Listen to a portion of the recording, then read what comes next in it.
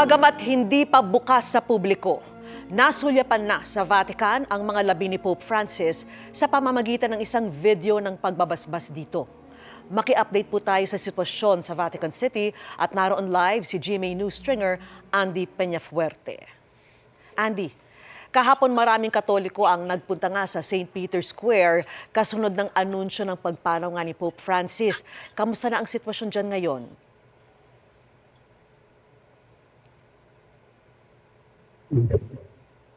Vicky, sa ngayon, halos trumiple na ang bilang ng mga tao na pumupunta din dito sa harapan natin ngayon, kung saan tayo nakatayo, papunta ng square, punong-puno na ng mga tao. May mga turista, may mga kasama natin sa media, at may mga nakikidalang pati.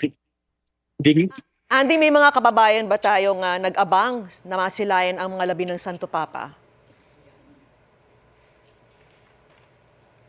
Vicky, sa ating pag-intot dito sa Vatican City at dito sa St. Peter's Square, meron tayong mga kababayang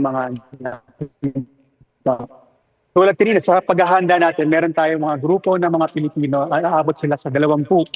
Meron silang daladalang cruise at naglakad sila mula doon sa entrance ng sa avenue ng St. Peter's Basilica, St. Peter's Square, papunta dito sa St. Peter's Basilica sa ating likuran. At kanina rin, meron tayong mga nakausap na mga Pilipino na maagang dumating dito at sinabi nila na dahil kahapon lang daw nangyari yung pagpanaw ni Pope Francis, nagulat din sila. Pero sa ngayon, naghahanda rin sila ng mga aktibidad kaugnay sa pagdadalamhati at pakikiramay dito sa libing ni Pope Francis. Andy, ngayong araw inaasahan yung unang congregation ng mga kardinal. Nakita niyo na ba na nagsidatingan ang mga kardinal mula sa iba't ibang lugar, Andy? Hindi kanina madaling araw tayo dumating doon, alas 5 ng umaga tayo dumating dito. At nag-iikot na tayo dito sa loob, sa St. Peter's Square. Wala pa tayong nakita mga cardinal na dumating. Pero ayon sa Vatican, aabot na sa 6 na pong mga cardinal ang narito na at nagtitipon sa Synod Hall para sa unang congregation ng College of Cardinals. Yan pa rin ang tinututukan natin ngayon yung mga updates ko dyan. Yes. Andy, nakabisita ka kanina no, sa Casa Santa Marta na piniling ng tirahan ni Pope Francis at kung saan din siya pumanaw. Nilock na yan ng mga taga-Vatican pero may impormasyon ka ba kung anong mangyayari sa mga iniwang gamit ng Santo Papa dyan nga? Vicky, nagkaroon tayo ng pagkakataon para makalapit doon sa entrance ng Casa Santa Marta kung saan pumanaw kahapon si Pope Francis. Okay. Pinayagan tayo na kumuha ng footage sa harapan ng entrance. At sinubukan natin magtanong kung ano yung mga, kung pwede pa tayo makapasok sa loob para makita rin natin kung ano yung mga paghahanda. Sa ngayon, ang sinabi nila ay pribadong lugar daw kasi itong Casa Santa Marta. Kaya hindi pa tayo nakakuha hindi tayo pinayagan na makapasok doon. Sa ngayon, inaalam din natin kung ano mangyari doon sa mga naiiwang gamit ni Pope Francis.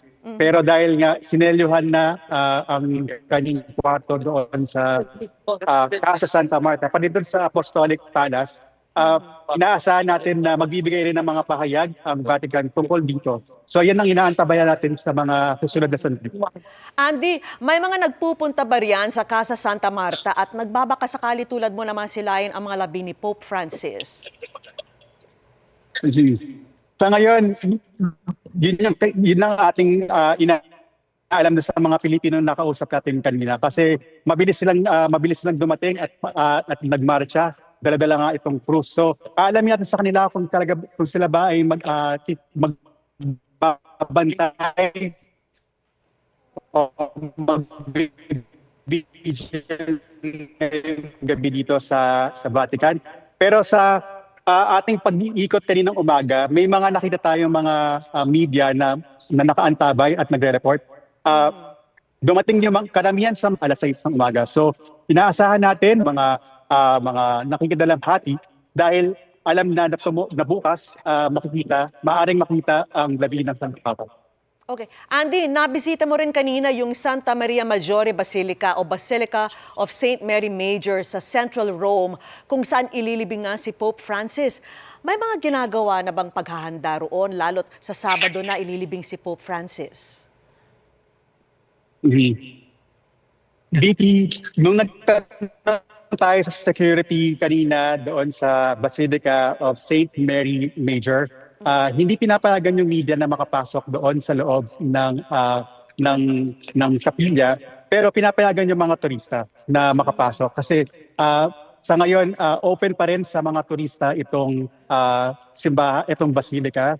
Sa labas naman ng basilica, meron na mga barikadang nakahanda at meron na rin mga tent na kung saan meron mga security checkpoint para tingnan yung mga gamit ng mga turista na papasok doon sa loob ng basilica.